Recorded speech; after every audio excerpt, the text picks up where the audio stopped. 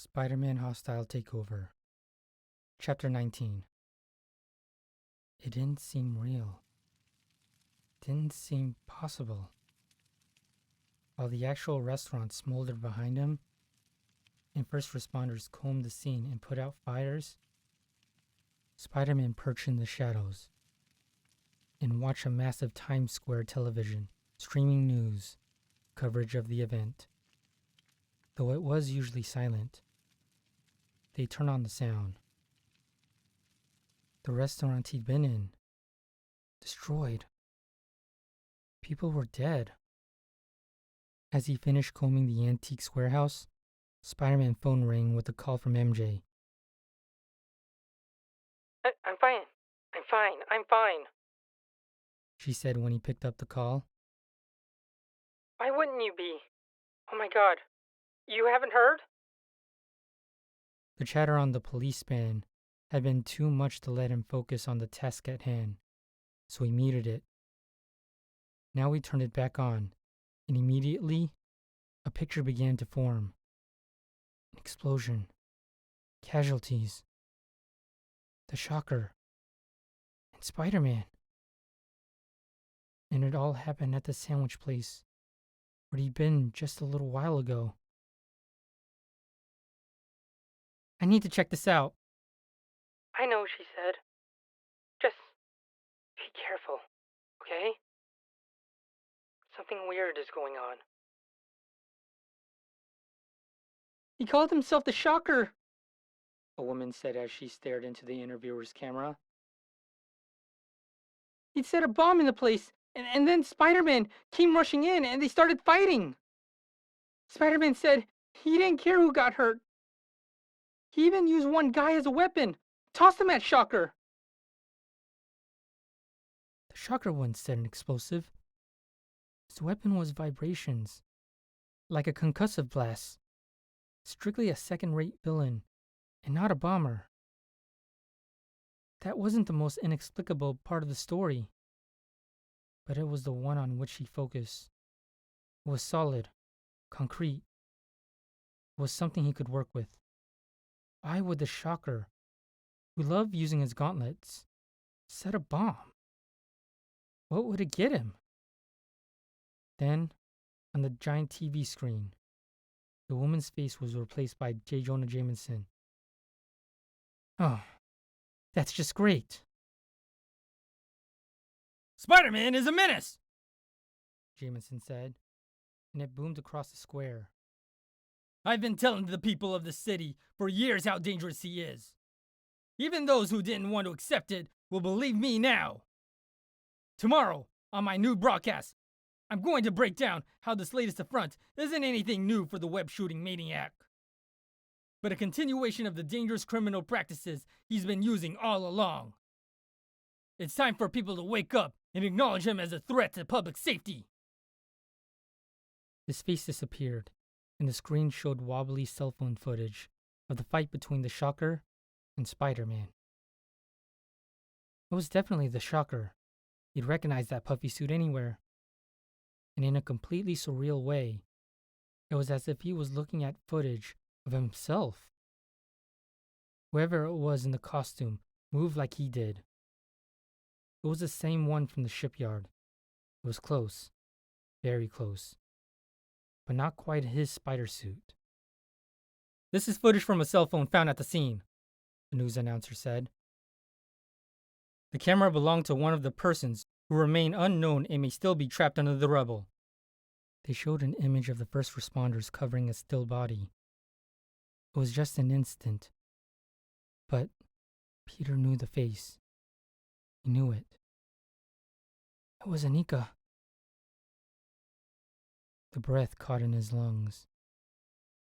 Emergency personnel are still combing the site, and if anyone knows the identity of the person who took the video, please call the number on your screen. Anika. How was that even possible?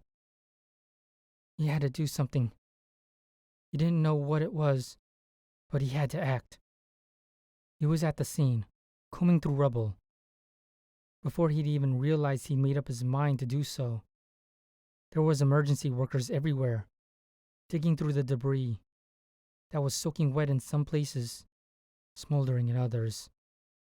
Peter was lifting bricks and support beams and chunks of woods. He didn't even notice at first. People were screaming at him. "You haven't done enough!" someone shouted. "Back for more?" another person called. "Get the hell away from here, you creep!" Then he saw it. A stretcher being wheeled away.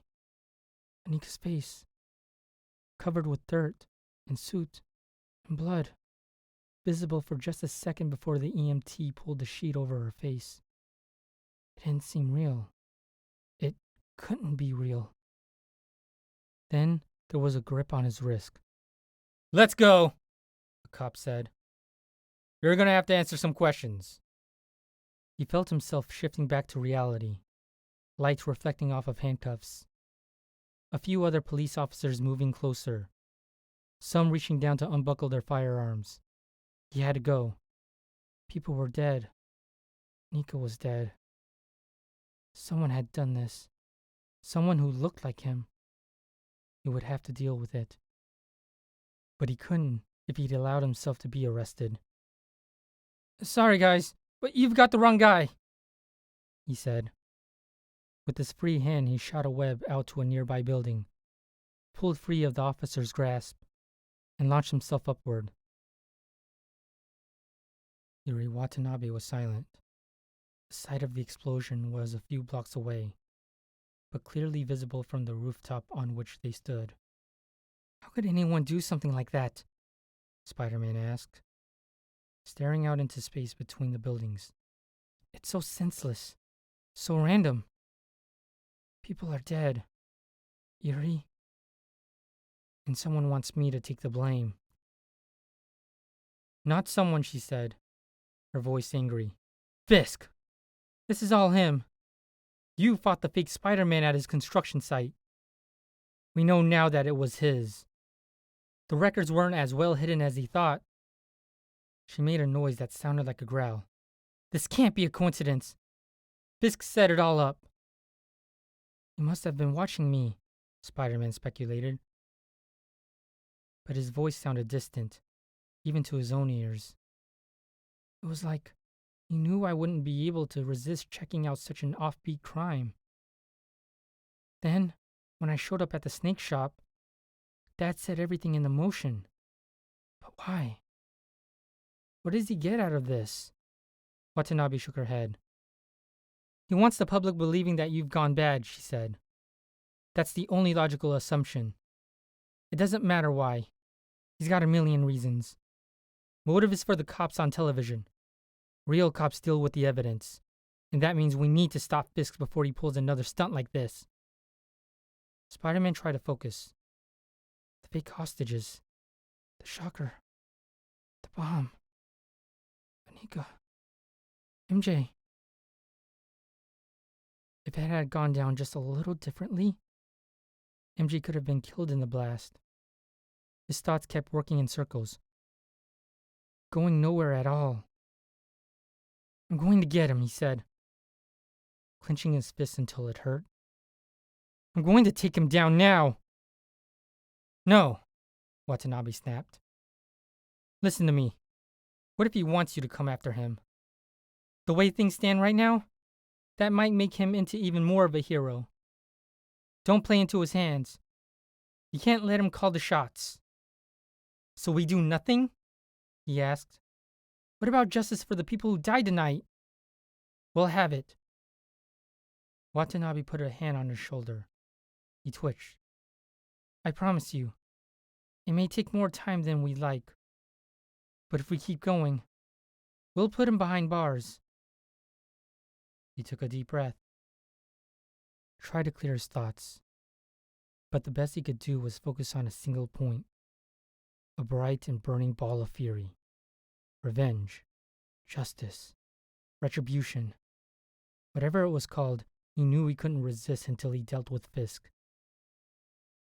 It would be the most important thing Spider-Man ever did. Maybe it would be the last thing Spider-Man would ever do. But it would get done. "Okay," he said. Let's do it. Let's take him down.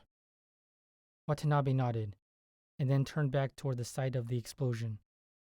The area around the blast crater was lit up like daylight, and a hint of smoke still rose above the rubble. There was an acrid smell in the air, like a burning pot left on the stove. They remained there in wordless testimony, their silence more powerful than any spoken vow. From his own rooftop, Bingham watched the weak Spider-Man imposter. Though his face was hidden behind the mask, Bingham could imagine the fury, the rage, and maybe even some fear. Fear that his world was starting to crumble. The false Spider-Man had gotten away with pretending for so long that he'd probably come to believe he was the real thing. Confronted with the truth, facing the power of the true web-slinger, he wouldn't know what to do. He would run here and there, go this way and that, and still he would be powerless and helpless and weak. It was pathetic, and Bingham felt nothing but contempt for him. That woman next to him.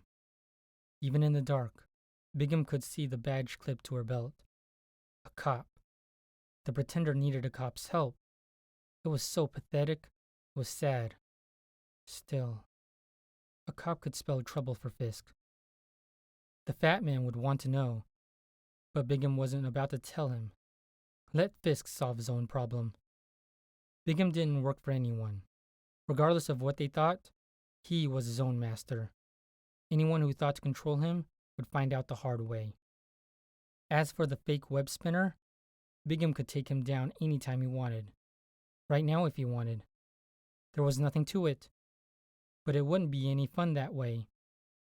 He wanted to watch the fish flop on the hook for a while. He'd stalk and hunt and torment, and when the time was right, Bingham would make his kill.